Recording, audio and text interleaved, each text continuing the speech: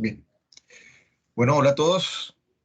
Quiero contarles que vamos a explicar un poco acerca de los delitos sexuales. Quiero que sepan cuáles son las normas o cuáles son las leyes que rigen los delitos sexuales y que diferencien ciertas conductas eh, que están dentro de los delitos sexuales. Entonces, pues bueno, vamos a dar inicio. Los delitos sexuales son llamados delitos contra la libertad, integridad y formación sexual. La razón de ello es que cuando hablamos de la libertad, es que la persona, cuando recibe la agresión, no tiene la capacidad de decidir, ¿sí? De acuerdo a su voluntad. Por ello se habla de que es un delito que va en contra de la libertad sexual. La libertad sexual nos permite elegir, aceptar, rechazar ciertos comportamientos sexuales, pero si estamos hablando de un delito, pues este derecho se vería afectado. Cuando hablamos de la integridad, es que no solamente se afecta el tema, o sea, no es un aspecto físico, sino también un aspecto psicológico, un aspecto emocional, un aspecto, es decir, todas las áreas, ¿sí? Se ven afectadas con este tipo de delitos, por eso también se habla de la integridad. Y la formación tiene que ver con el aprendizaje que las personas, todos los seres humanos tenemos sobre el tema sexual. Resulta que cuando un menor de edad ha sido afectado en esa formación, eh, la persona, esa persona en particular, va a tener un conocimiento inadecuado para su edad.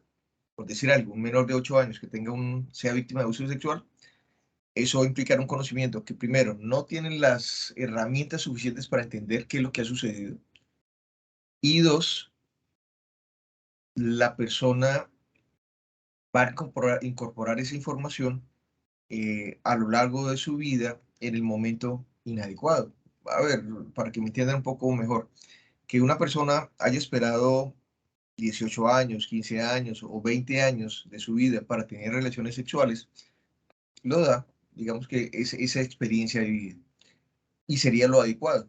Pero que un menor de edad tenga relaciones sexuales menos de 10 años, con menos de 10 años, es decir, a los 5, a los 8 años, pues estamos encontrándonos en una situación en que su educación sexual se va a ver afectada.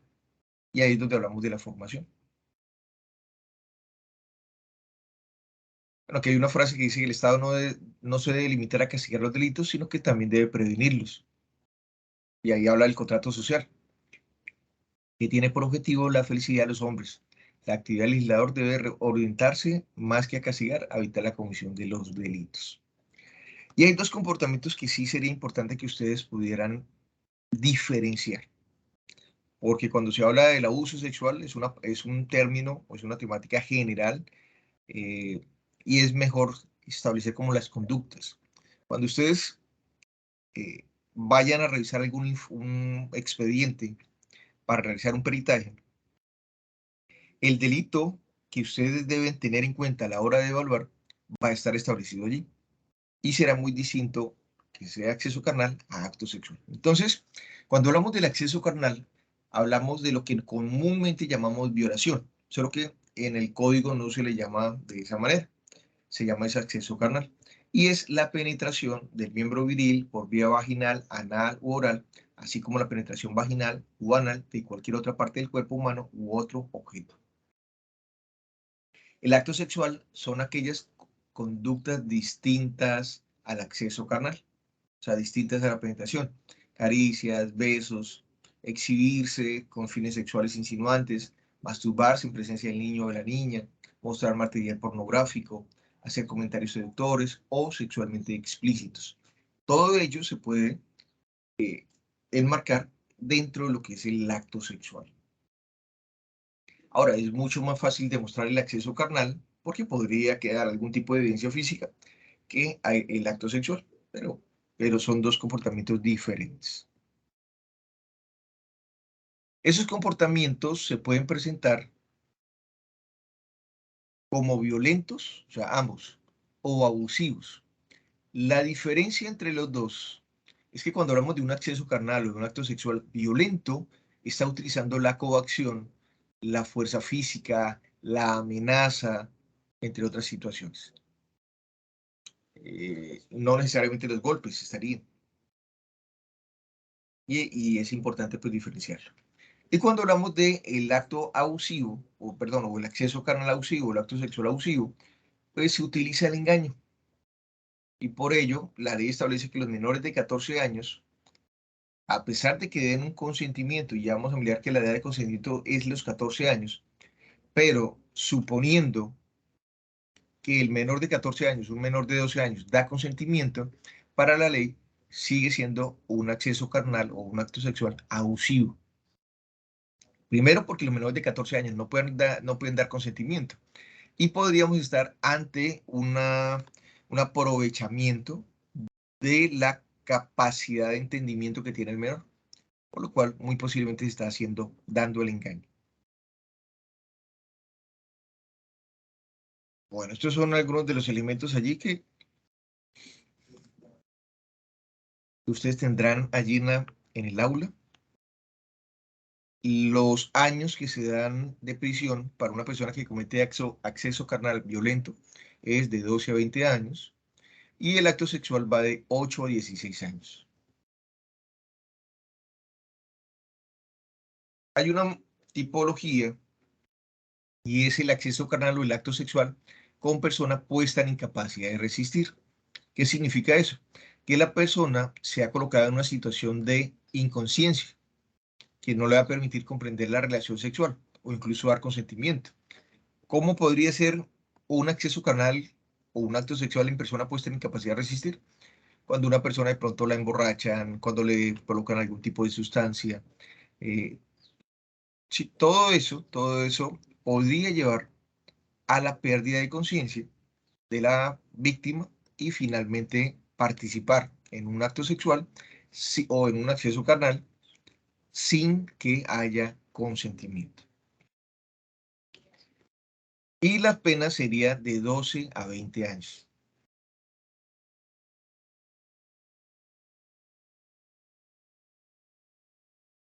Bien, tenemos acá el tema del acceso carnal abusivo con menor de 14 años o actos sexuales con menor de 14 años. Recuerden que la edad de consentimiento son los 14 años.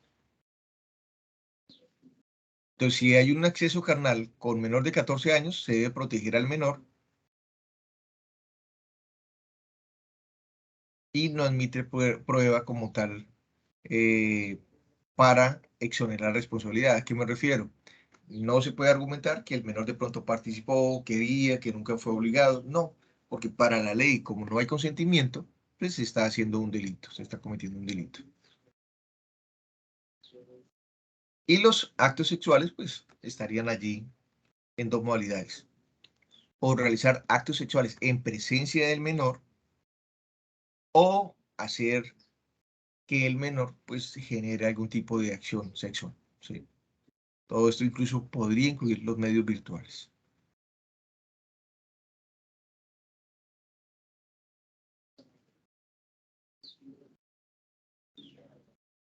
Para esto ya lo habíamos hablado.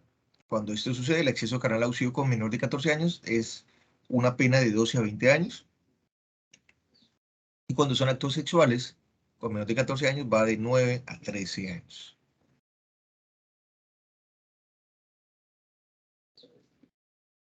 Habíamos hablado hace un momento de persona puesta en incapacidad de resistir. Existe otra tipología y es con incapaz de resistir. ¿Cuál es la diferencia entre el anterior y este que estamos hablando, del 210? Que la persona que es puesta en incapacidad de resistir significa que de manera general la persona tiene una condición que le permite entender lo que está sucediendo. Al recibir alguna sustancia, algún tipo de droga, algún tipo de elemento, podría llegar a perder esa capacidad.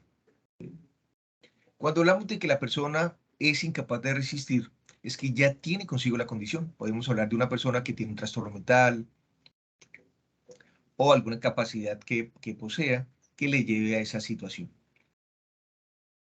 Recuerdo un caso de una menor que tenía síndrome de Down y ella había tenido relaciones sexuales con bueno, ella tenía como 16, 15 años.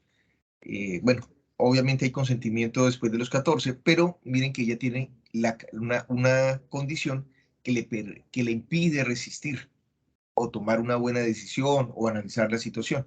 El hecho es que ella termina sosteniendo relaciones sexuales con esta persona que tenía alrededor de unos 20 y algo de años, casi 30 años, y ella en el juicio, en la audiencia, ella le enviaba besos a su agresor.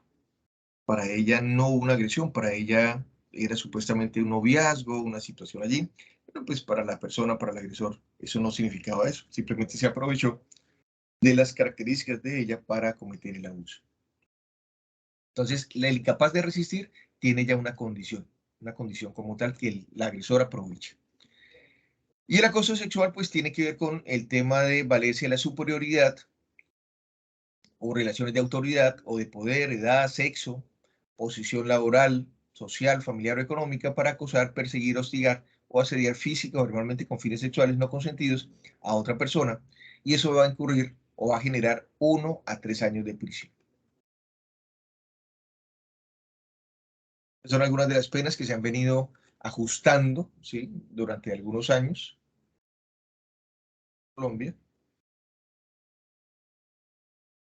Estos son unos agravantes, creo que en algún momento me ha preguntado, profe, pero ¿qué es un agravante? ¿Qué es un atenuante? El agravante es una condición, o perdón, es una situación que lleva a que el juez pudiera colocar una pena mayor.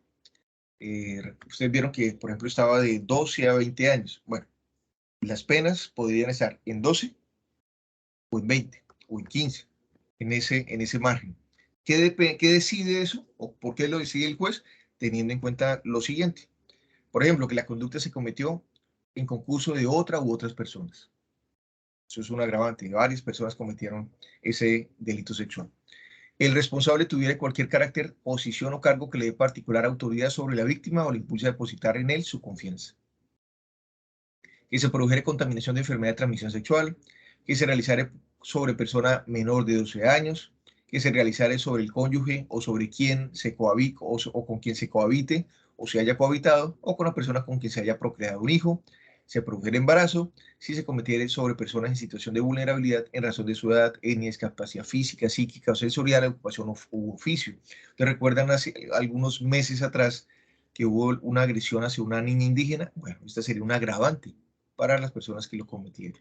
Si el hecho se cometiere con la intención de generar control social, temor u obediencia en la comunidad, esto es muy practicado por algunos grupos armados en el conflicto armado.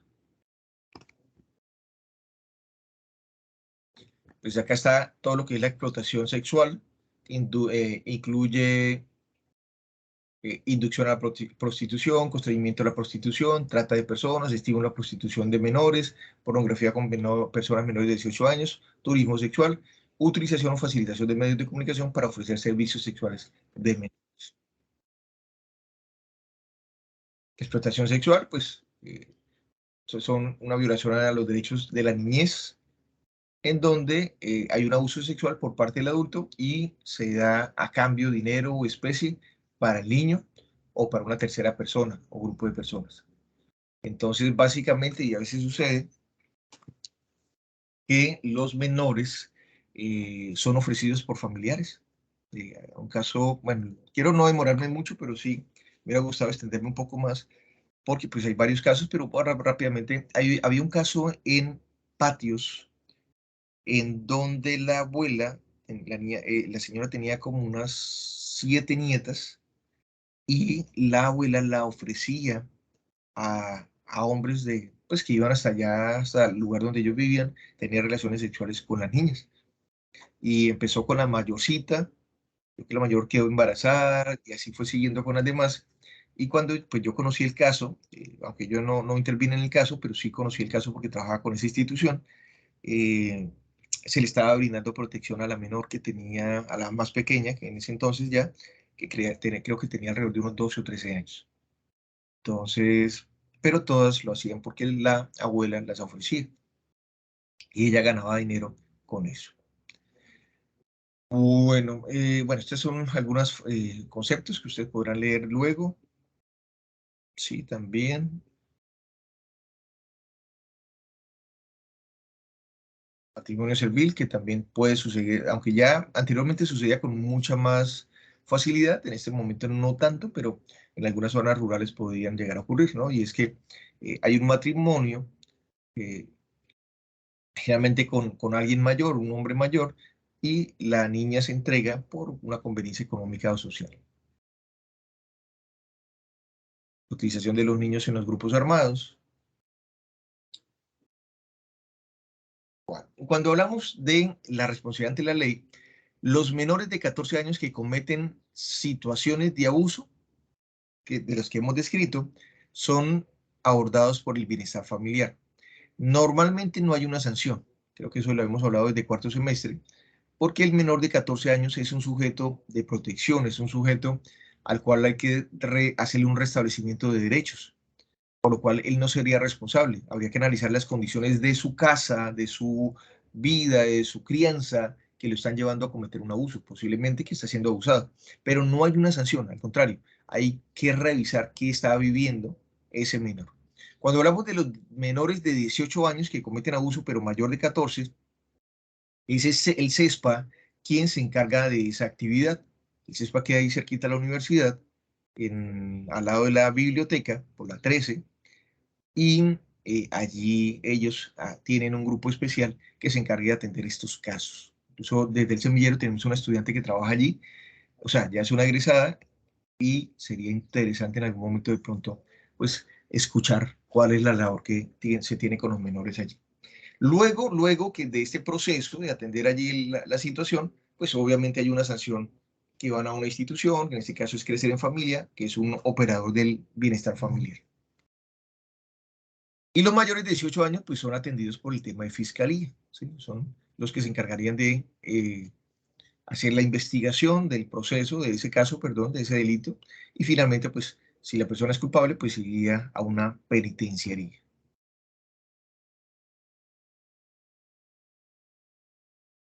Bueno, ¿qué es lo que se necesita para que la justicia actúe de manera adecuada? Primero, probar que se cometió un delito y esta es a veces la dificultad, ¿no? A veces no hay testigos, a veces la persona, el agresor fue muy precavida para no dejar tantos elementos y esa es, digamos que una situación a veces un poco compleja.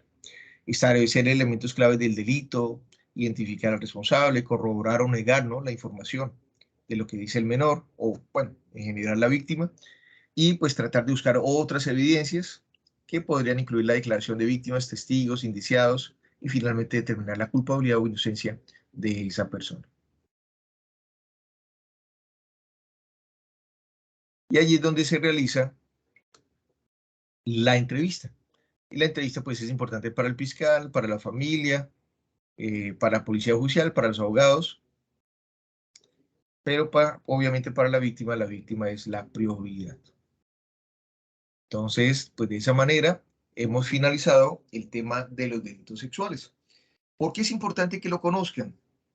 Porque ustedes deben diferenciar diferentes comportamientos, deben entender que hay normas que se encargan de los delitos sexuales. Hoy hablamos de varias tipologías.